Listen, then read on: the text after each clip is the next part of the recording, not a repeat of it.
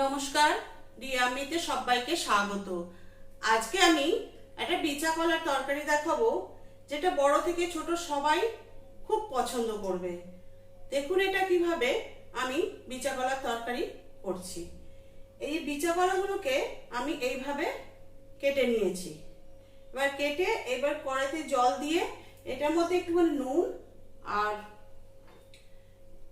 এটার মধ্যে দিয়ে দিচ্ছি নুন আর একটু হলুদ দিয়ে সেদ্ধ করে নেব।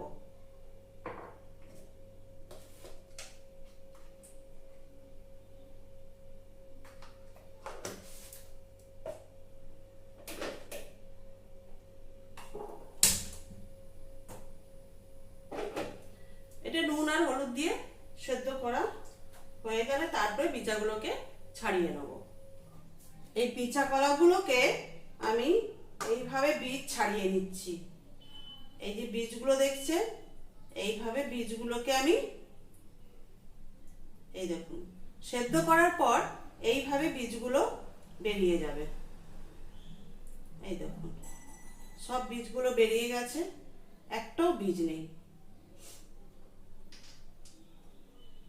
আরেকটা দেখিয়ে দিচ্ছি কিভাবে বীজটা ছাড়াবে। এই দেখুন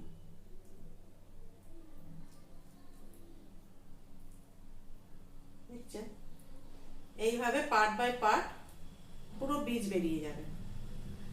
এই দেখুন একটাও বীজ থাকবে না। এইভাবে আমি সব কলার বীজগুলোকে ছাড়িয়ে নেব।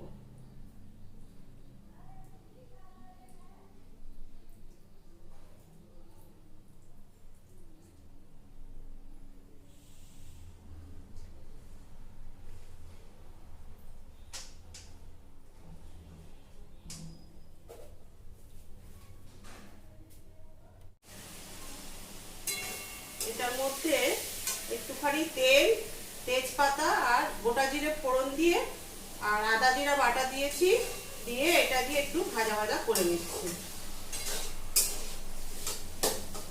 ভাজা ভাজা করছি আর একটুখানি দিলাম সামান্য চিনি। এবার এটার মধ্যে দিয়ে দিলাম স্বাদ মতো নুন,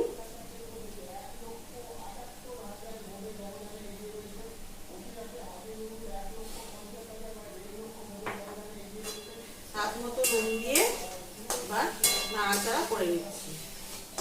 এইভাবে আমার বিচা কলার তরকারিটা তৈরি হয়ে গেছে। আজ ভোটের রেজাল্ট, সব ভোটের রেজাল্টে ব্যস্ত।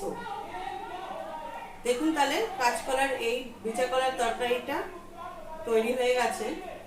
টিভির প্রচন্ড আওয়াজ আসছে, কারণ আজকে সব খবর শুনছে বসে বসে, তাই এত টিভির আওয়াজ। এই দেখুন, রেসিপিটা ভালো লাগলে একটা লাইক শেয়ার করবেন।